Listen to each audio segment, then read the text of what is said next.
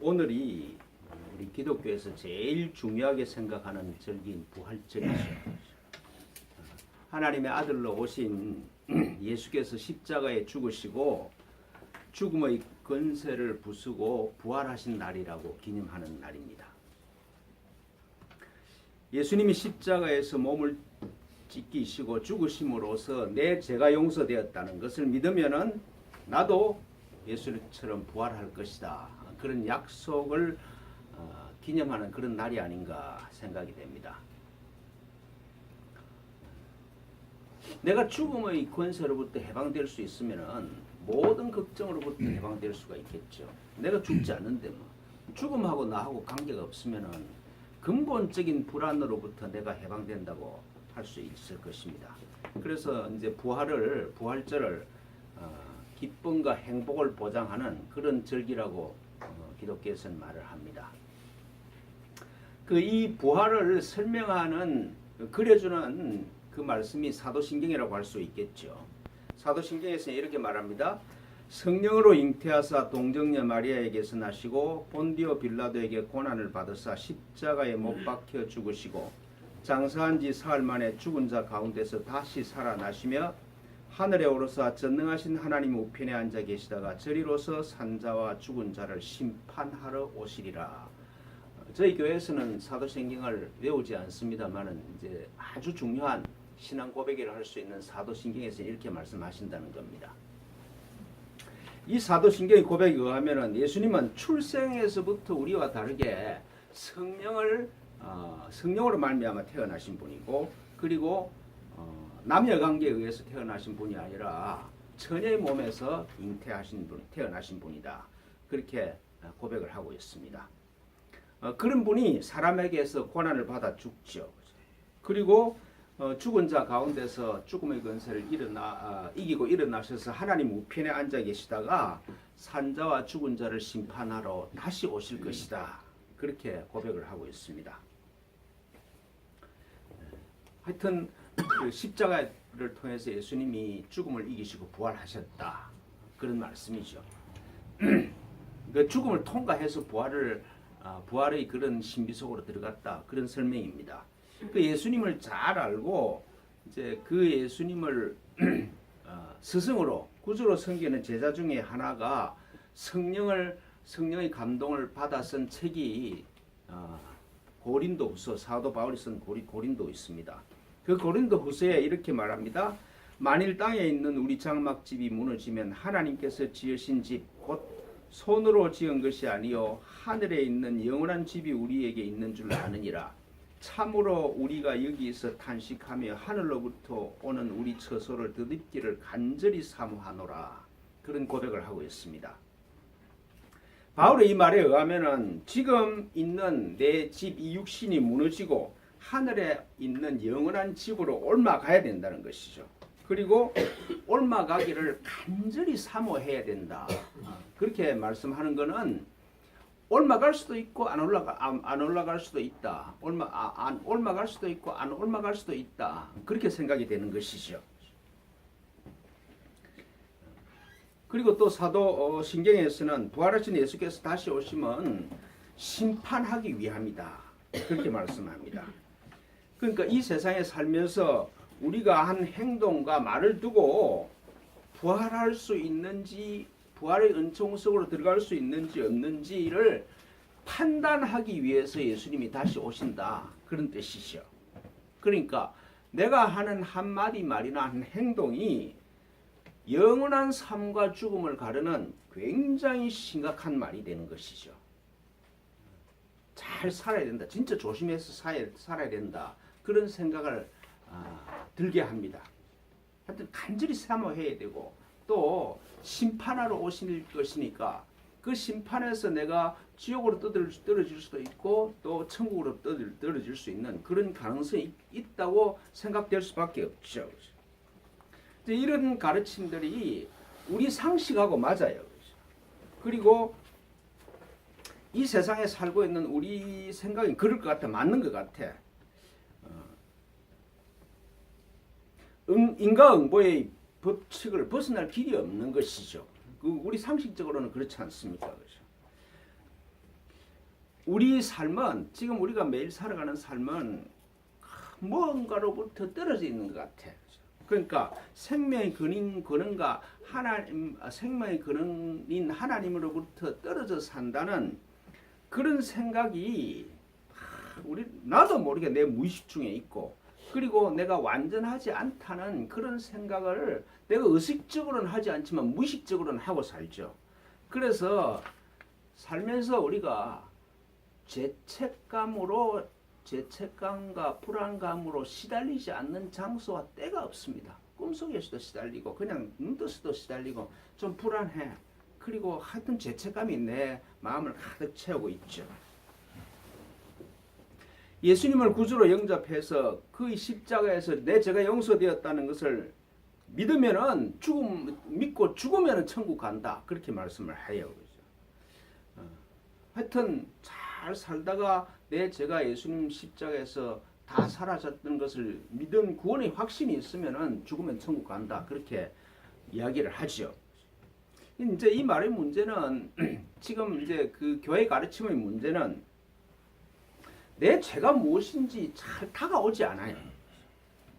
그리고 또 믿는다 그러더라도 내 죄가 확실히 사해졌는지 내 죄가 없어졌는지 그게 확신이 잘 안 들어서 그래 죄가 없어졌다는 말인가 안 없어졌다는 말인가 그게 좀 미심쩍을 때가 참 많죠. 어떤 때는 믿어져. 그러다가 장소 시간이 바뀌면 또 희미해지기도 하고. 예수님을 구주로 믿으면은 지금 죽어도 천국 갈 확신이 생긴다고 하나 그런 확신이 있을 때도 없고 없을 때도 있어요. 그죠? 우리 경험에 그래. 저 경험은 최소한 그런 것 같아요. 그 성경에 오늘 그 성경에 의하면은 하나님으로 오신 분도 죽음을 통과해서 부활해야 한다 그러니까 사람인 우리도 죽음은 피할 수 없는 선택이죠. 반드시 통과해야 부활한다. 그렇게 말씀합니다. 한 번 죽는 것은 사람에게 정해진 것이요 후에 심판이 있으리라고 그렇게 분명히 이야기를 하니까 우리가 해야 되는 유일한 일은 죽은 후에 지옥에 떨어지는 심판을 당하지 않기 위해서 지옥에 따라 떨어지는 그 심판을 받지 않기 위해서 최선을 다해서 사는 수밖에 없죠. 또 최선을 다하고 사는지 안 사는지도 잘 모르겠어.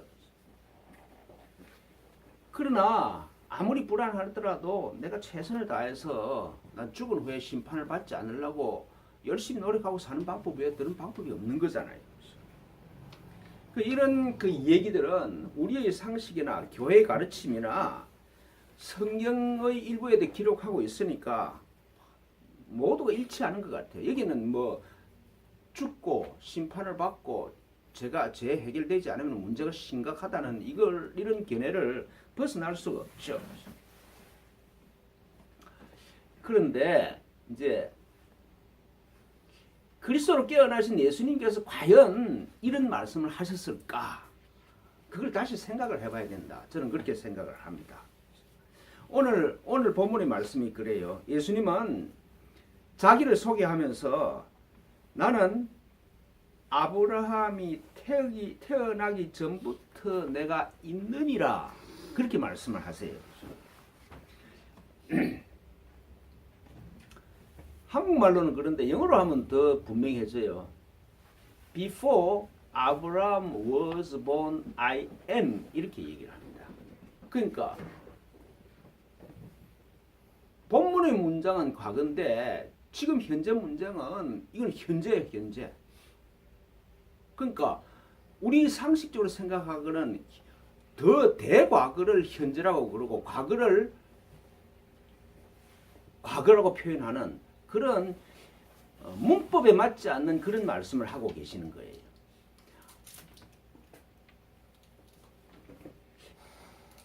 아브라함이 태어나기 전에 내가 있다 이래요. 이 말이 안 되는 소리잖아요. 그냥 우리 경험으로서는 이해할 수도 없고 도저히 받아들일 수 없는 그런 말씀을 지금 예수께서 하시고 계신 거예요. 시간적으로 아브라함은 지금 이 예수님이 이 말씀을 하시는 때보다 2000년 또 더 넘어전의 사람이죠. 2000년 전에 이 지구상에 이 유대인의 조상으로 왔던 분이 아브라함이라는 말씀이죠. 그러니까 예수님이 지금 하시는 말씀을 들으면은 예수님한테는 과거도 현재도 미래도 심리적인 시간관념이 없어요. 이 사람은. 항상 현재다 그렇게 말씀하시는 것이죠. 그러니까 아브라함 전에 내가 있느니라 이렇게 얘기를 하는 게 자기는 태어난 적도 없어. 그리고 변한 적도 없어. 그리고 미래에 죽지도 않을 거다. 그런 말씀이죠. 그러니까 나는 영원 불멸한 존재로 아브라함을 넘어간다. 그렇게 말씀하는 것이잖아요. 이게 우리 한국 사람한테 이렇게 말하는 거죠. 누가 내 옆에서 나는 단군 할아버지가 태어나기 전부터 내가 있었다. 이렇게 얘기를 그런 말을 들었을 때 뭐라고 생각했습니까? 이 사람이 맛이 좀 갔든지 안 그러면은 좀 뭐 이상하게 사기치려고 그런다. 그렇게 생각을 하겠죠. 유대인들이 보기에도 그런 감정을 가졌다는 것이죠. 아니 자기들 조상보다 이스라엘 민족을 시작하게 한 자기 조상보다 자기가 먼저 있었다고 그러니까 받아들일 수도 없죠. 근데 가만 보니까 막 사람들 끌고 다니니까 이 사람이 이 사회를 망치려고 유혹하고 있구나. 그렇게 생각할 수밖에 없는 거잖아요. 지금 만일 내가 단군 할아버지보다 먼저 있다 이런 사람이 막 사람을 몰고 다니면은 이 문제가 심각한 사람이죠. 그래서 돌로 쳐 죽이려고 하고 그런 반응이 일어날 수밖에 없는 그런 말씀을 지금 예수님이 하시는 거예요. 그렇죠? 그 오늘 말씀은 이런 겁니다.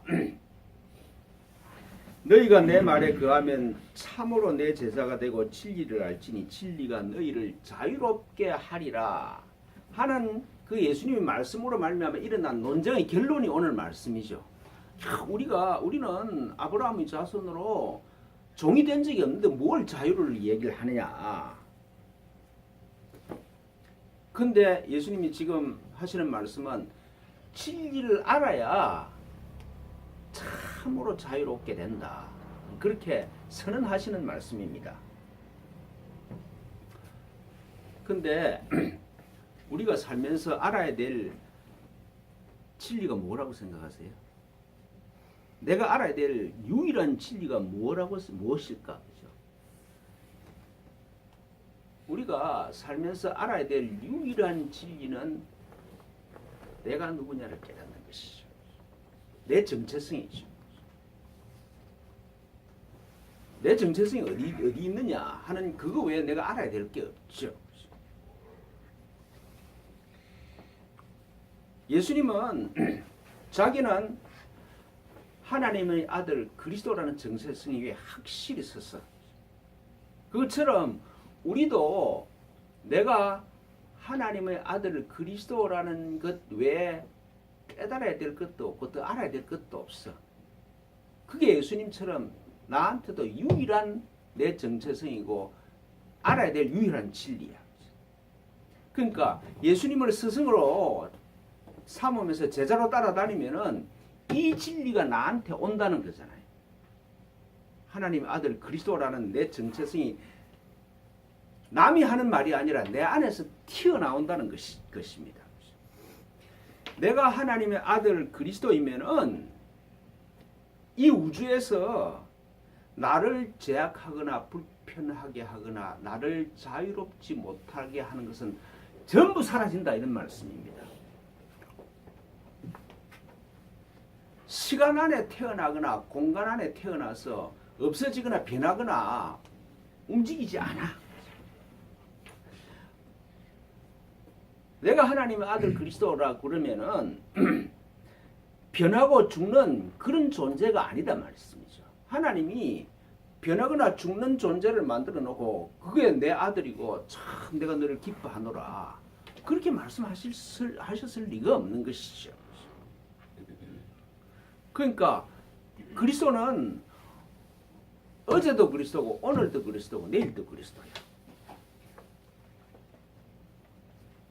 너 안에도 그리스도가 있고 내 안에도 그리스도가 있고 그녀 안에도 그리스도가 있고 그 안에도 그리스도가 있고 그리스도가 참나로서 그 안에 계시지 않는 사람이 없어.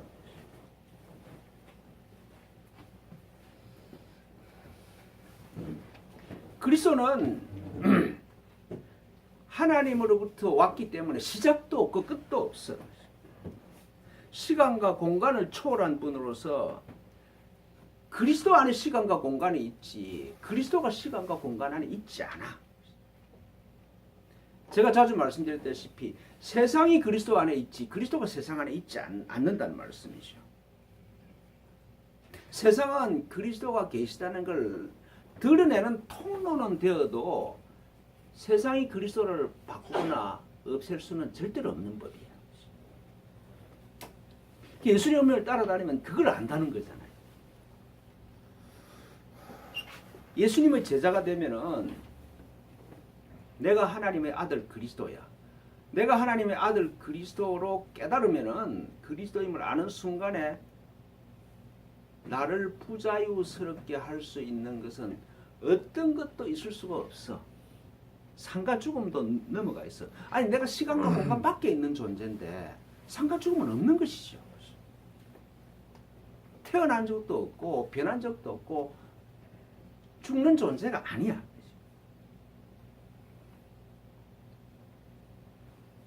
우리 문제는 이런 겁니다.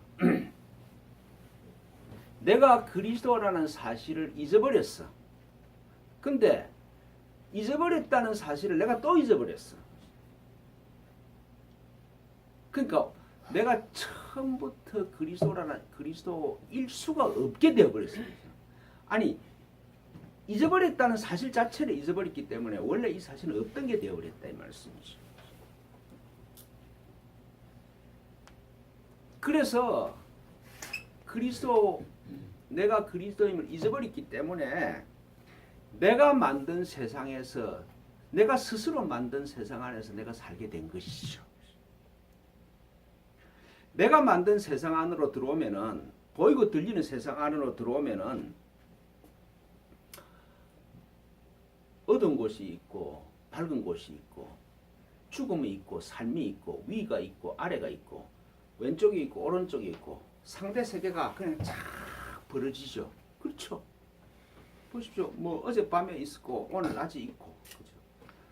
내 젊을 때가 있고 늙을 때가 있고 전부 다 변하고 상대적인 세계가 나를 철저히 둘러싸고 있습니다. 상대 세계의 한계를 내가 벗어날 수가 없어. 그러니까 우리 삶 자체가 모든 것이 변하고 사라진다는 불안과 공포가 제일 밑바닥에 깔려 있습니다. 그렇죠? 불안과 공포가 우리 삶의 밑바닥에 깔리지 않는 경우가 없어. 그리고 내가 혼자라는 죄책감이 내 마음을 전부 점령하죠. 아무리 부부가 사랑해도 결국은 혼자 죽어야 되고 결국은 혼자야. 외로워. 죄책감과 외로움을 절대로 벗어날 수가 없죠.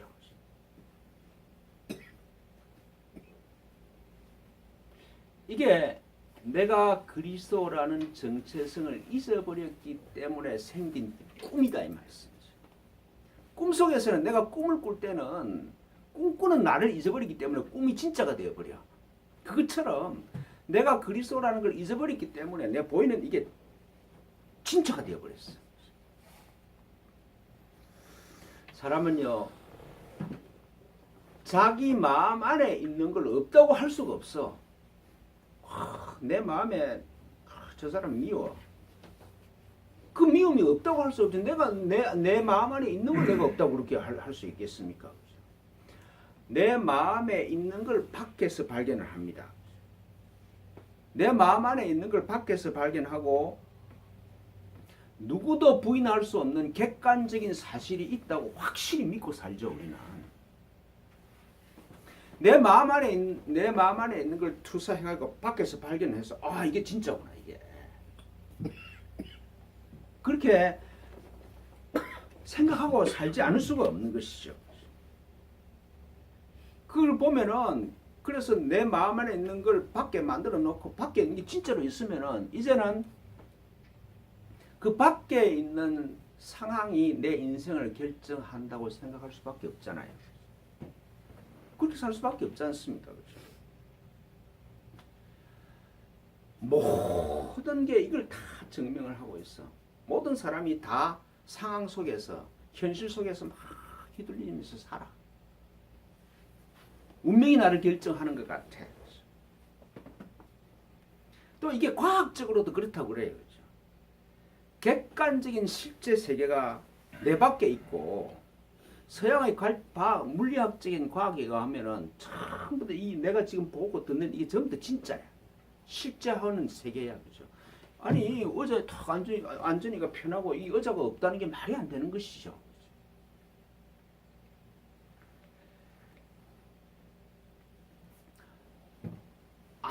이 정말 실제 하는 세계가 객관적으로 누구도 부인할 수 없는 객관적인 세계가 있는 것이구나.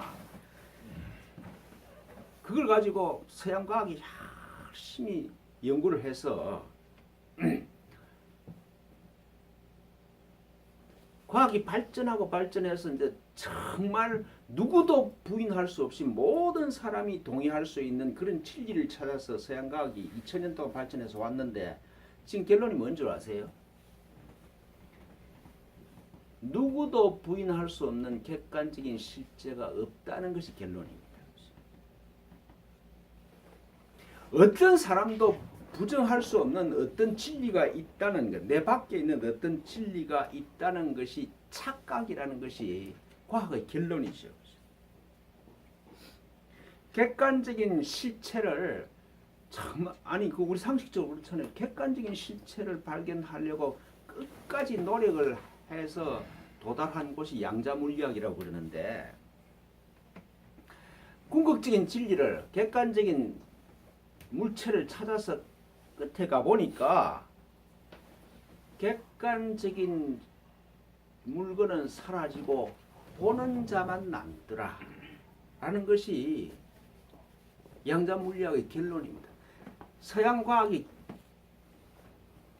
발달해서 도달한 마지막 지점이 그 결론입니다. 보는 자에 따라서 모든 사물이 다 달라진다는 것이죠.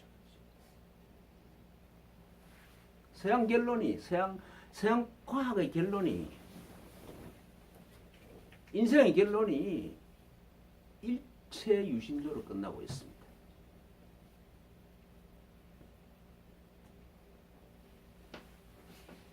내가 지금 이렇게 보는 거는 내가 보기 때문에 이렇게 있는 것이지 내가 사라지면 이렇게 안 보인다는 것이지.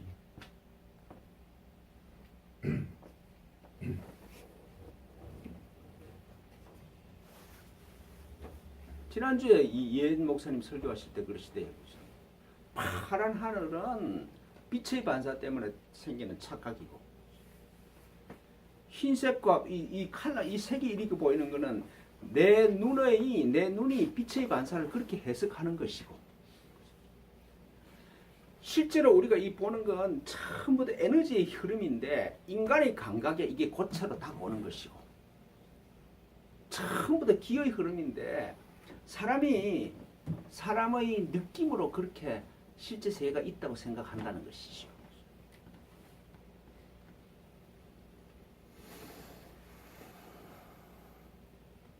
물리적인 법칙도 그래요. 그죠? 근데 상과 죽음, 위와 아래, 어두움과 빛, 큰 것과 작은 것, 이 상대 세계가 실제한다는 믿음은 내가 이 세상에 속한 에고일 때 생기는 겁니다. 내가 이 세상에 속해 있는 존재라고 나를 정의할 때 그때 내 마음이 만드는 것이지 실제는 없는 것이다 말씀이죠.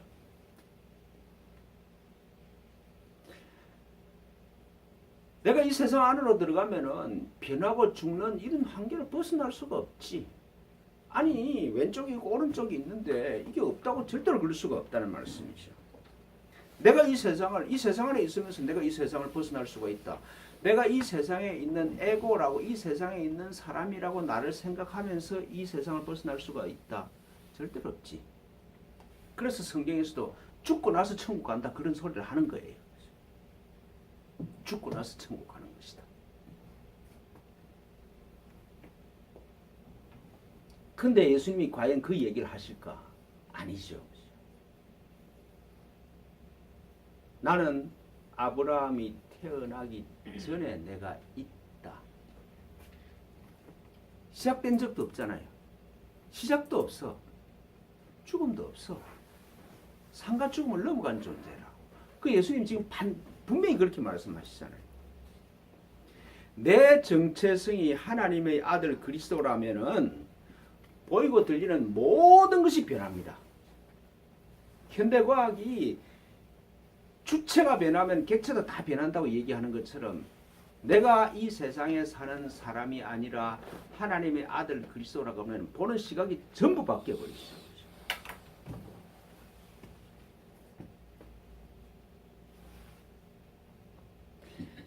예수님 안에 있던 그리스도 계시던 그리스도가 지금 내 안에도 계심을 느끼면은 2000년의 시간이 문제가 없어지는 거잖아요. 그렇지 않으세요? 예수님 안에 계시던 그리스도가 지금 나 안에도 계시면은 이스라엘과 한국 사이의 거리도 아무 의미가 없어지는 것이죠.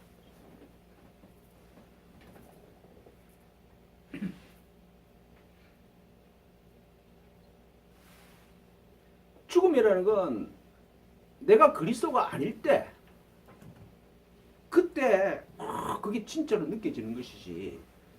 내가 하나님 아들 그리스도로 깨어나면은 내가 태어난 적도 없고 죽을 수 없는 존재야. 완전히 시각이 달라지는 것이죠. 그래서 예수님이 자기처럼 그리스도를 깨어나면 어떤 일이 일어나는가? 나를 믿는 자는 내가 하는 일을 그도 할 것이요 또 그보다 큰 일도 할 것이야. 이렇게 예수님 말씀하세요. 예수님이 자기 안에 있는 그리스도가 기적을 일으키면서 막 살아서 정말 행복하게 살았어.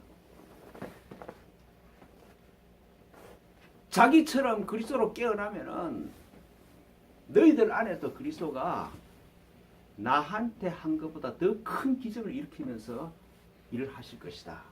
그 약속을 하고 계신 것이잖아요.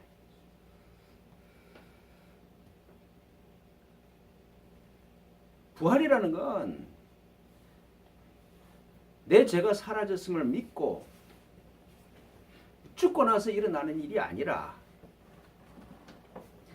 내가 이 세상에 속한 사람이라는 꿈에서 깨어나서 내가 하나님의 아들 그리스도라는 진리로 깨어나는 것이 부활입니다. 죽음을 이기는 것이 아니라 죽음이라는 게 아예 없는 거구나 이게.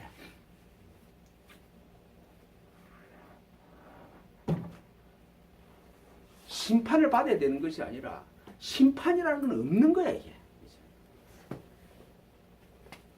그걸 아는 게 부활이에요.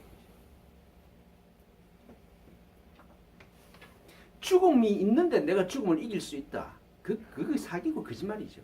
아니, 죽음이 있는데 내가 어떻게 죽음을 피하냐.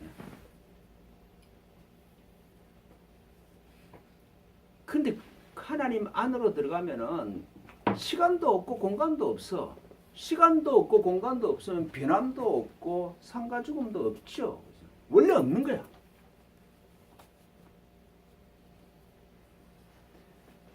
심판은 원래 없는 거라는 걸 깨닫는 것이 그게 심판이라고 해요.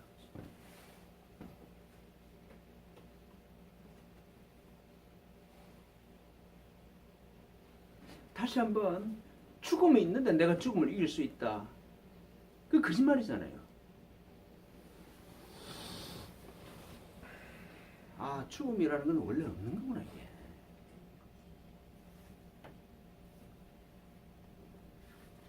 그리스도가 참 나 안에서 진짜 계시면은 그리스도가 참 나 안에서 정말로 실존하시는 분이라 그러면은 내가 생각하고 일해야 된다는 그런 강박관념에서 해방되겠죠. 아니 그리스도가 생각하고 일하실 것인데 뭐. 내가 할 일은 내 안에서 일하시는 그리스도가 생각하시고 일하시는 것을 환상하는 게 그죠. 쳐다보면 안식하는 게 내 몫이야. 하나님이 우리를 그런 차원으로 부르셨지. 우리 보고 뭐 열심히 일하고 열심히 노력하지 않으면 나중에 심판받을 것이다. 뭔 아버지가 그런 사람의 아버지가 그런 말씀하시겠어요, 그죠?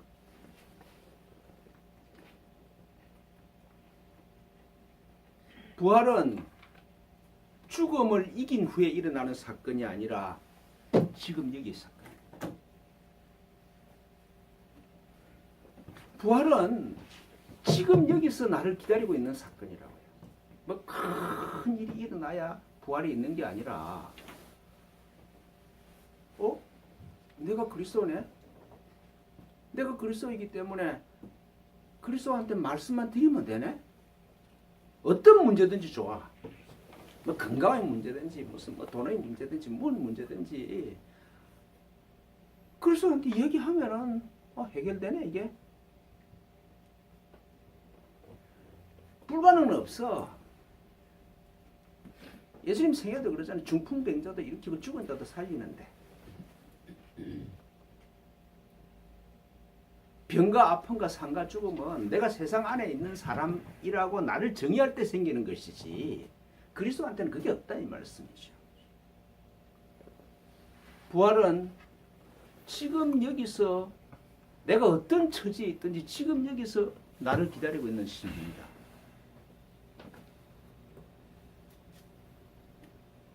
또 역설적으로 얘기를 하면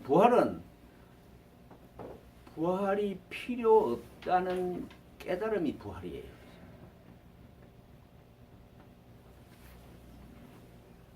필요 없는 거였구나. 악몽을 꾸고 밤에 막 꿈을 깨다 눈을 뜨면은 아무 일도 아니네. 마찬가지라고요, 그죠? 내가 이 세상 사람 안에 이 세상에 속한 사람이 아니라 하나님 아들 그리스도라는데 눈을 뜨면은 이제까지 고생한 게 아무것도 아니네 이게. 착각이었네. 그게 부활입니다.